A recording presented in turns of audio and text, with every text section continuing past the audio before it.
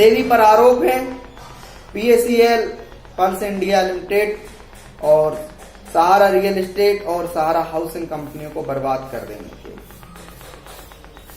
मित्रों,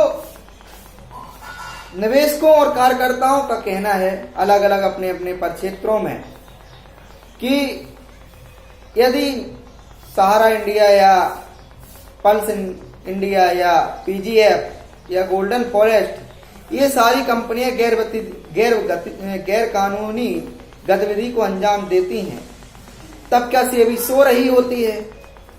यदि चलो सेबी को गैर कानूनी गतिविधि का पता नहीं भी चलता है तो इसमें उन निवेशकों और कार्यकर्ताओं का क्या दोष है जिन्होंने कस्टमर का पैसा लाकर इसमें निवेशित कराया है। आज सहारा इंडिया पर एम्बार्गो लगा है और PACL की पूरी संपत्तियां सेबी के हवाले हैं, जिन्हें सेबी सेल कराकर लोगों के भुगतान का प्रयास कर रही है। मित्रों, सेबी का इतिहास ऐसा रहा है कि अभी तक जिस भी कंपनी पर इसने हाथ रखा है वो कंपनी खत्म हो गई और लाखों करोड़ों घर परिवार बर्बाद हो गए हैं। सेबी के पास PACL की 1 लाख करोड़ से अधिक की परिसंपत्तियां मौजूद हैं, लेकिन 5 वर्ष बीत जाने के बावजूद अभी तक देश के किसी भी नागरिक को भुगतान नहीं दिया गया। वहीं दूसरी ओर सहारा इंडिया परिवार के 21,000 करोड़ रुपए सेबी के पास जमा हैं, उनमें से मात्र अभी तक 96 करोड़ रुपए के भुगतान ही अभी तक सेबी ने दिए हैं। सोचने का और निष्कर्ष निकालने का विषय है। मित्रों, पुलिस हमारी प्रोटेक्शन के लिए काम करती है, भले ही पुलिस भ्रष्टाचारी हो, लेकिन ऐसा नहीं करती है कोई गांव के गांव परिवार के परिवार गैर कानूनी गतिविधियों में जबरदस्ती झोंक दे। ठीक इसी प्रकार से अन्य संस्थाएं भी हैं, लेकिन सेबी एक ऐसी संस्था है जिसने लाखों लोगों के रोजगार को छीन लिया है, लाखों लोगों के परिवारों की जिंदगियों को तबाह कर दिया है। तो हमने आज का वीडियो सिर्फ इसी मकसद के लिए बनाया कि वीडियो उस सरकारी तंत्र पर तमाचा जाके मारे जो बार बार यह कहता है कि देश विकास के पथ पर चल चुका है और नई सरकार आ चुकी है, सबका साथ, सबका विकास और सबका विश्वास लेकर चलेगी। मित्रों, भारतीय जनता पार्टी इस समय केंद्र में अपनी सरकार 350 सीटों के साथ बना चुकी है। 30 मई को शपथ हो जाने के बाद प्रधानमंत्री अपने कामकाज को नियमित रूप से संभालेंगे।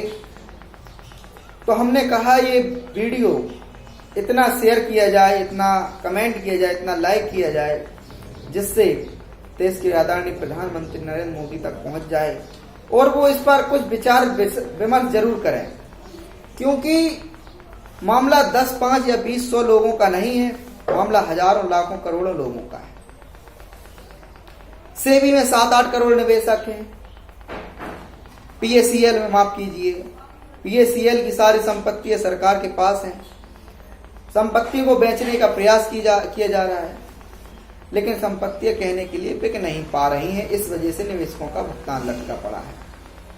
अब सोचने का विषय है कि यदि संपत्तियां नहीं बेच पा रहे थे तो कंपनी को सीज क्यों किया गया?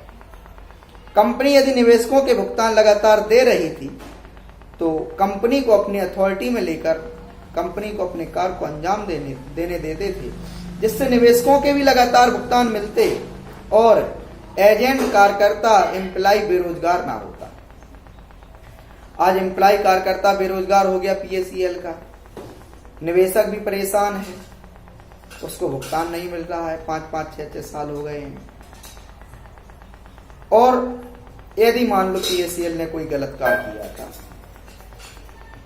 तो सेबी की ये जिम्मेदारी थी कि कंपनी को चलने दें, उनके कार्यालयों को बंद ना करें और उन पे इस प्रकार से नजर रखें कि वे गैर कानूनी काम भी करना छोड़ दें और उन पे जो सजा भी मुकर्रर हो वो सजा दे दी जाए।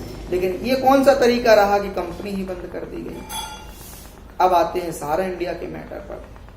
21,000 करोड़ रुपया सेबी के अकाउंट में पड़ा है। 4 वर्ष हो गए हैं। सेबी इस पैसे का क्या कर रही है? सोचो, 21,000 करोड़ रुपए यदि मार्केट में इन्वेस्टमेंट होता तो क्या इससे सरकार को टैक्स नहीं मिलता? यदि सरकार को टैक्स मिलता तो हम लोगों को रोजगार भी मिलता, और रोजगार मिलता तो मार्केट में यह पैसा निवेशित होता, जिससे देश के आम नागरिकों को भी लाभ होता।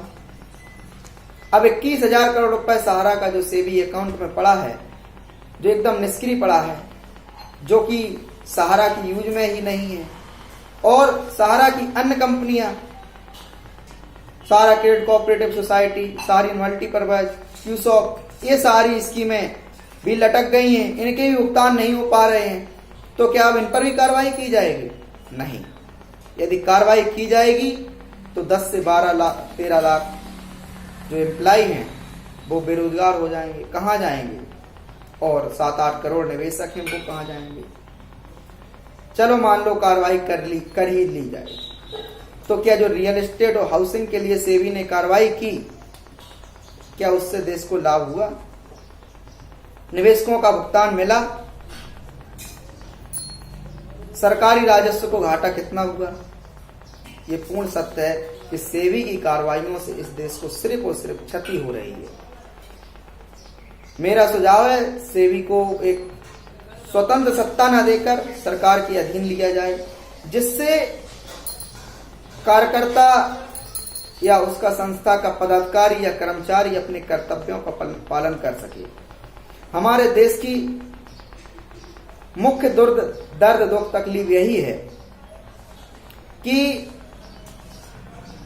अधिकारी कर्मचारी और सरकारी नौकर सहाय वर्ग अपने कर्तव्यों का पालन ठीक से नहीं करता है, वरना देश में ऐसी कोई समस्या नहीं जिसे निपटाया ना जा सके।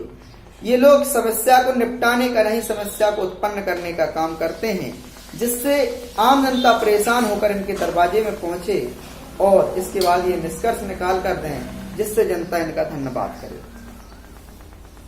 जो कि पूर्णतया कुकृत्य है, गलत है। तो हम तो यही चाहेंगे इस वीडियो को इतना शेयर कर डालो जिससे सरकार की नींद टूटे कि सेबी के द्वारा जो भी कार्रवाइयां की गई हैं अभी तक या की जाती हैं, उससे लोगों का जीवन संकट में पड़ता है, लोग बेरोजगार होते हैं और निवेशक परेशान होता है, सरकार के राजस्व को क्षति होती है, देश के विकास में सेबी बाधा है। इस संस्था को या तो खत्म कर दिया जाए या सरकारी क्षेत्र में इसकी स्वतंत्रता को थोड़ा कम किया जाए, जिससे इसकी मनमानी लोगों के साथ ना की जा सके। अब कुछ लोग कहेंगे कि सहारा इंडिया या PACL या जो अन्य कंपनियों पर अभी तक सेबी ने कार्रवाई की है तो इन्होंने लीगल काम नहीं किया। तो फिर हम वही बात कहेंगे, मान लो अनलीगल भी काम किया तो क्या कोई का संस्था इसलिए होती है कि वो लोगों की बेरोजगार को छीने? क्या कोई कानून इतना बड़ा होता है जो लोगों के, देश के लोगों के लिए नुकसानदायक बन जाए? कानून भी उस हिसाब से बनते हैं कि जिससे देश के लोगों का लाभ हो, देश के लोगों को क्षति ना हो। और संस्था यह सेबी जो है इस प्रकार के कार्य, इस प्रकार के कानून बनाती है कि देश के लोगों को क्षति हो, नुकसान हो और लोग जो है संकट में पड़े। तो फिर मित्रों एक बार अपील है हमारी, इस वीडियो को इतना शेयर कर दो कि सरकार के नुमाइंदों, सांसदों, मंत्रियों और विधायकों तक पहुंच जाए, जिससे वो सेबी के लोगों पर दबाव बनाए, सेबी के लोगों को अलर्ट करें कि आपकी ये गैर कानूनी गतिविधि जो हो रही है वो नहीं चलेगी। निवेशकों के साथ और या जनता के साथ या बेरोजगारी के साथ किसी भी प्रकार का आप खिलवाड़ नहीं कर सकते हैं। आप जो लोगों के रोजगार छीन लेते हैं ऐसा आप कतई नहीं कर सकते हैं। भले ही कोई कंपनी या संस्था अनलीगल काम कर रही है तो उसको सुधरने का मौका दीजिए, मौका नहीं दीजिए तो उस पर नजर रखिए, नजर नहीं रख लीजिए तो अपने अथॉरिटी में ले लीजिए, जिससे जो है लोगों को रोजगार जो है ना छिने और लोगों का भुगतान में समस्या ना हो। यदि आपको लगता है कोई कंपनी ऐसी है जो लोगों के नुकसान के लिए, तो आप जो है उसको रजिस्ट्रेशन ही क्यों देते हैं? उसको रजिस्ट्रेशन ही मत दीजिए। उसको आप रजिस्ट्रेशन देते हैं, आप ही बैन करते हैं, फिर आप ही बेरोजगार करते हैं, आप ही संकट की स्थिति पैदा करते हैं। इस वजह से हाथ जोड़ के अपील है कि वीडियो को शेयर कर दें, लाइक कर दें, कमेंट कर दें, जिससे सेवी के अधिकारियों की नींद टूटे। आज का यह वीडियो सिर्फ यही मकसद था कि सेवी के अधिकारियों तक पहुंचाया जाए, सुधारा जाए। धन्यवाद।